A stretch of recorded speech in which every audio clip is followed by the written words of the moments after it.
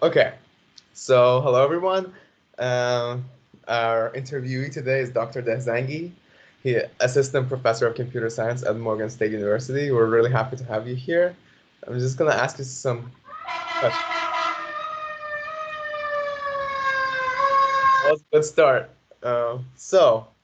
We are pleased to welcome you, and we're glad that you are here. So our first question is, you and your wife have been involved with the process of immigrating from Australia to the United States. Yeah, Although you were able to grant your visa, your wife had some hardships doing so. Would you be willing to give us an overview of the story of you and your wife in this process, and how has the travel ban affected it? sure, of course. First of all, thank you very much, guys, for having me. Uh, just one correction. I changed my affiliation, and now I'm an assistant professor at Rutgers University, State University of New Jersey. Well, yeah, the, I moved. I did my PhD back in Australia and graduated in July 2015. And I received a postdoctoral research scholar position at University of Iowa, uh, which I moved in October 2015 as well. And yeah, we after I moved to United States, my wife and I, which at that time we were kind of like engaged, decided to marry and join together, and then we applied for her married visa. We call it F1, but unfortunately, it was exactly the time that the travel ban issued, and we faced with lots of difficulties. So the problem happened was that on that time, no visa was granted, and the process became kind of like cumbersome, and it took lots of time. So we had to follow up back and forth and everything to be able to just go one step further. So every step moving forward for her to be here for was a kind of like lots of difficulties. It was lots of pressure. Uh, but both of us, worked hard to just like moving towards, uh, joining together and overcoming the obstacles. And for that, she has started, doing her activities, online activities, and I from here as well joined all the other active groups that were opposing travel ban. uh, I had the opportunity to just like talk to senators and representatives at state of Maryland, which by then I was working there, and then I also was able to just like uh, give a testimony on travel ban at the House of Representatives. It was a kind of like hearing on a travel ban and how it affects the uh, U.S. citizens and permanent residents, or in general scholars that, or any other that have been affected by travel ban. Uh, with all the efforts back and forth, we are finally able to just like join together in January 2020. She actually received her visa by late November 2019. Hmm. So, would you be willing to describe your wife's profession and Of course. Sure. Well, let's give it a background. Uh, I personally am a graduate from Shiraz University in Iran. I did my master in bioinformatics and machine learning in Malaysia, and did my PhD in again bioinformatics and machine learning in Australia, and then moved to United States. I met my wife back in Malaysia as well in 2008 when she was undergrad in computer science and information technology. She then graduated and did her master degree again in Malaysia, University Malaya, the best university in Malaysia in computer science. She then moved to Australia and did her PhD at Griffith University, the top 10 university in Australia, in again bioinformatics and artificial intelligence and intelligence computing.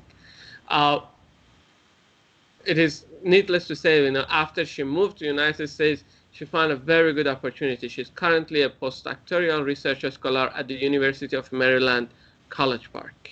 Hmm.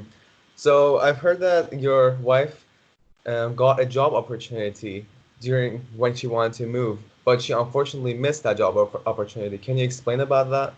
Yeah, yeah. Well, actually, while she was just we were waiting for her to get her visa. Well, on that time it was just like it was supposed to just if it was supposed to go according to the plan, she would have been here about a year earlier, and that's why she applied for job and different job opportunities. She actually got an offer from a postdoctoral research scholar from National Institute of Health, NIH. She has another interview with a professor at John Hopkins University, and this offer from University of Maryland College Park, full 3-year postdoctoral research position, which because of the delay, she was not able to get any of them. Well, if she would have been here earlier, she would have been able to just secure them very easily. But she lost that opportunity because of it. But after she arrived here, she was able to just like communicate with the professor that gave her offer, and she got a kind of like temporary postdoctoral scholarship position. So it is great, but she lost a year in between, which were kind of like disappointing at that Hmm. point. She So would have during, been able to do much more. right. So during that year, were you and your wife separated during that time, or were you guys in Australia, or were you earlier in the Uh, United? could you So repeat? I mean that when you moved to the United States, okay, was your wife still in Australia trying to Yeah, apply for visa? Okay. yeah. She was doing her PhD. She actually finished her PhD kind of like uh, in 2018, early 2018, and yeah, she was in Australia. I visited her. I visited Australia to uh, whenever I could during summer, during winter break, to be together. But yep, during that time she was in Australia. Hmm. After she graduated, she actually found another opportunity to work as a data scientist. So she was working in this duration as well. Uh-huh. So were you married before that process? Were you? What we married in 2016. Oh. Yeah, I entered the United States in 2015, but we married in 2016. Well, we met in late 2008. It took us a while to just like we were kind of like been together in two continents and for a very long time, and that time after I moved to Australia, thought that okay, uh, we need to be together. Hmm. So what did you feel during those times when you were separated from your wife? What was your feeling? Well, you know, it was definitely very hard, but let's put it this way, assume that you live with your partner, and you're married. When you're married, it's your partner, your friend, and you're about to build your life together. Am I right? Right. And for that case, when one live in one place and the other live in the other place, in two different continents, I'm not talking about two different cities, two different countries and two different continents, means that you have to build your life in two different places. Be learning to, adjust yourself to the new place and to the place that you currently are not there. You know, uh, you miss very simple things. You miss a smile. You miss a hug. You miss a kiss. You miss having a glass of wine together in an afternoon or having a dance. You know what I mean? Hmm. Uh, these are all that you can miss and they are hard, and it become harder because when you are an immigrant, in both of these countries you are immigrant, and in both of these countries, you are in a very critical stage. PhD is hard by itself. It's very demanding by itself. And adjusting and settling down to new countries is hard by itself. You're doing them, and on top of that, you're doing a long distance relation with kind of like the faded light at the end of the tunnel. Every new executive orders, every discussion, every debate, every argument, every verdicts coming out of different courts, were kind of like disappointing in that time, and kind of like another pressure. You're waiting for all of them to see what's happening. So that was the Mhm. case. So it was a hard time. But uh, you both, needless to say, are very smart people, and it's to me heartbreaking that even though you both could be assets to the United States, and she was still denied a visa. Yeah. So, what was her reaction to this? Well, I would say it would have been even harder for her, because at least I was here, and the plan for her was to come here, uh, because we had the kind of like, you know, applying for permanent residence in United States. We didn't apply on that time in Australia, so she was kind of like not certain if she gonna stay or if she gonna leave, and what's gonna happen when it's gonna be finished. Another option, another issue was a financial issue, because you don't have a supporting network that you have in the kind of like Australia when you are an immigrant there already, so dealing with those issues, being separated, and all those, you know, uh, news that would have come, was kind of like heartbreaking. They're asking that you shouldn't come. You are, you know, you are, all those things that are coming were negative. Why those? There were some news that are coming. People that are coming are uneducated. They don't know the way that we live. They take our jobs. Uh, even even harsher languages, that sometimes that was used. It's just like, just think about it. That you are going to school. So the uh, a teacher, or maybe kind of like the administration in the school would say that you shouldn't go to school because you are uneducated.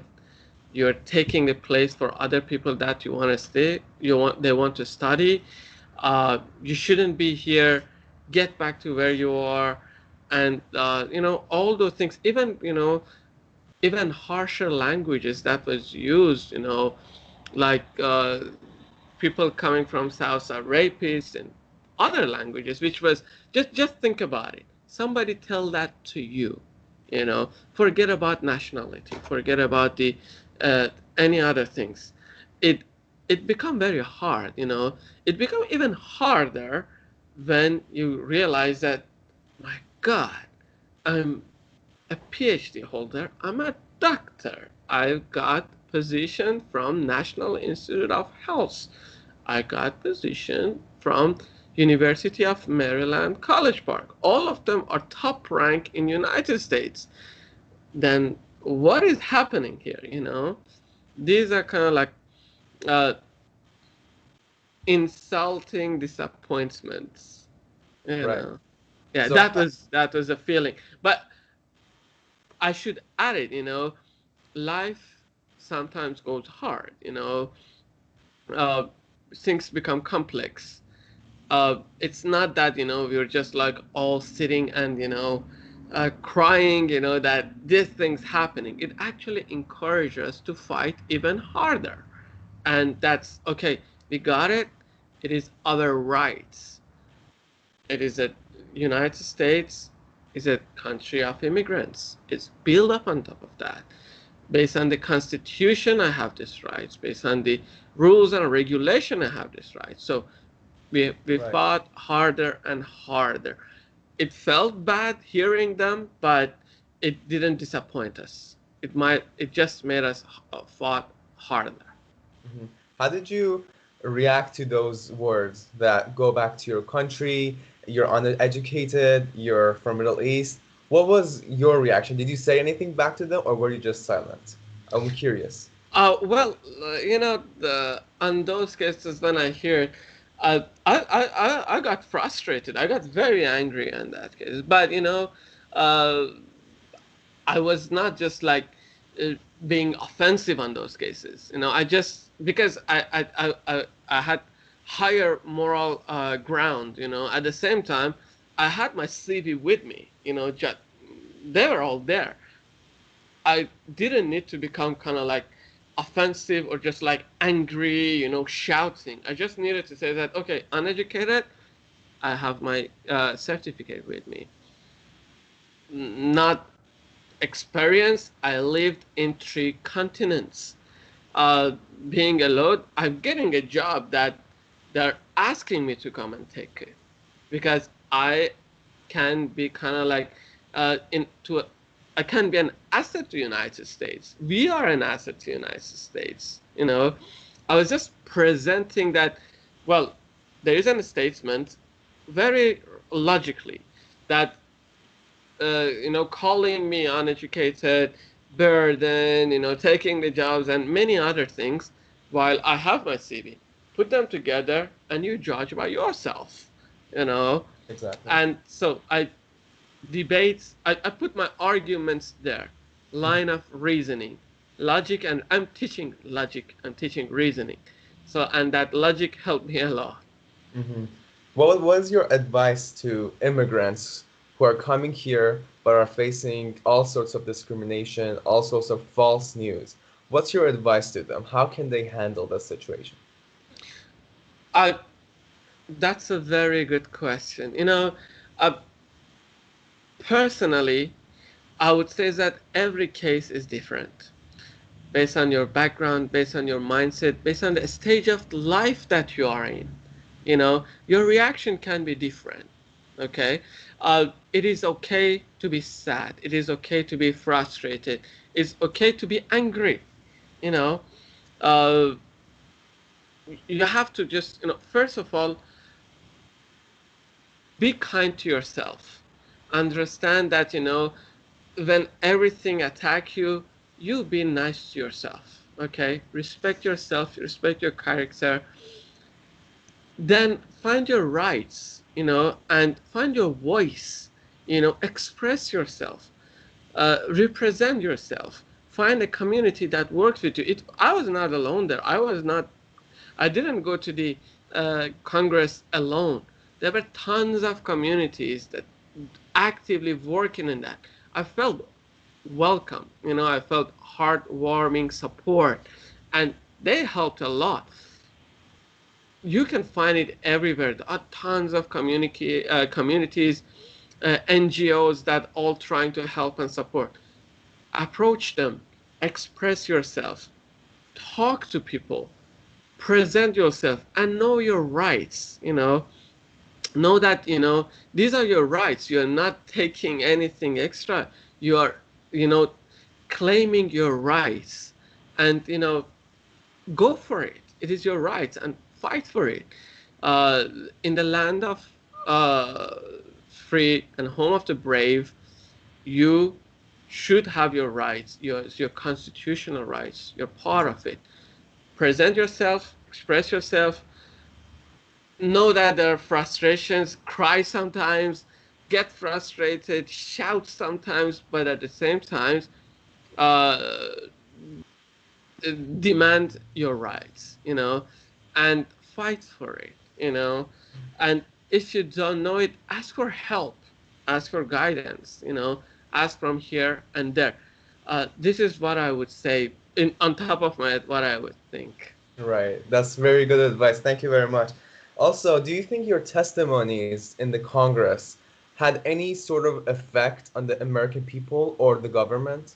Do you think uh, was it did it make so did it widen the people's eyes when they saw these sort of testimonies, or was it just the same afterwards?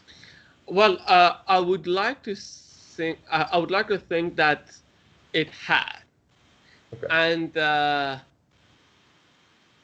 based on the feedback that I received from some of the friends and communities and those other groups that were kind of like uh,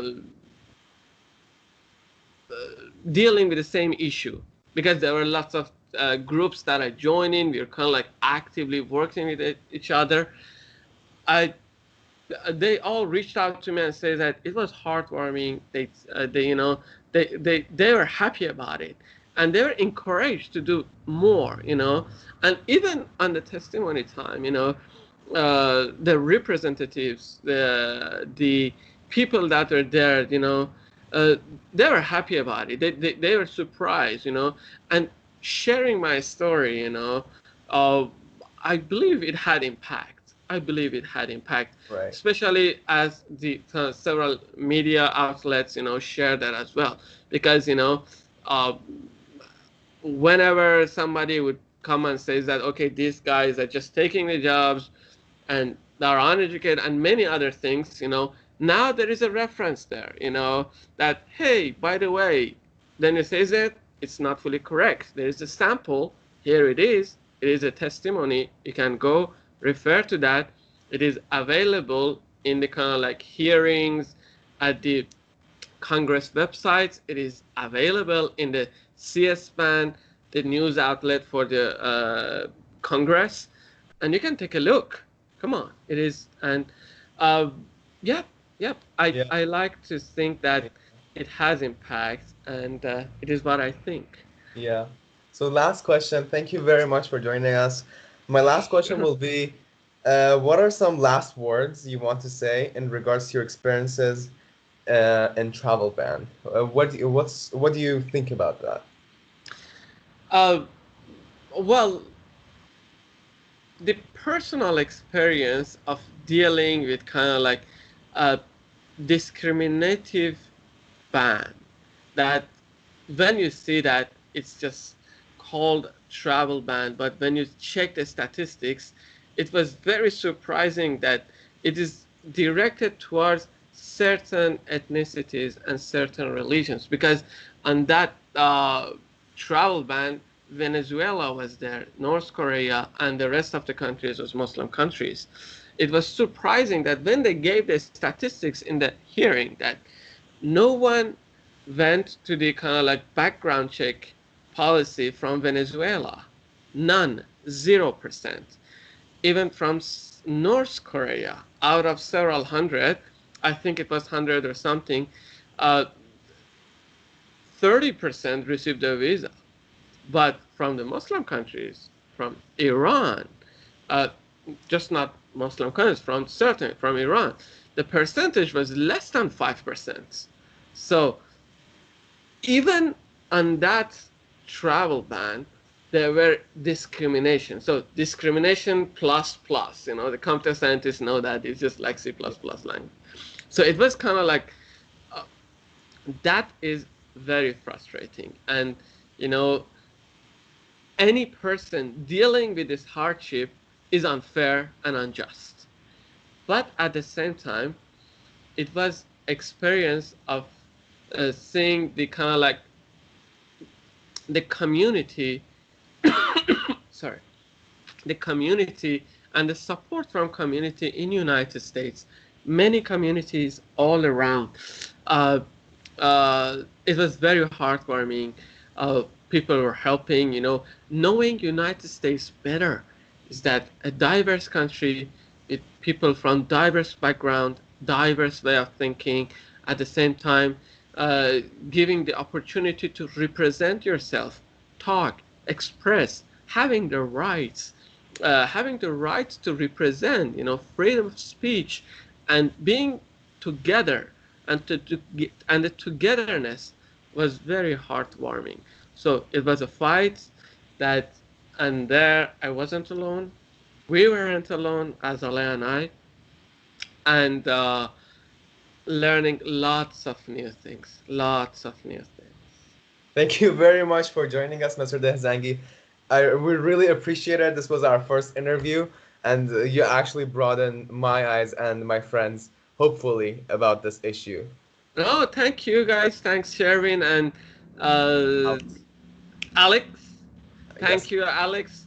It is pleasure seeing two young, bright students that are moving forward. I wish you all the best and keep up the great work that you are doing, guys. Yeah. Thank you very much. That was very appreciated. Thank you Cool. too. Well, Take yep. care, We'll see guys. you later. Bye bye. Thank Bye you. bye. Take care. Bye bye, Alex. Bye bye, Sherwin.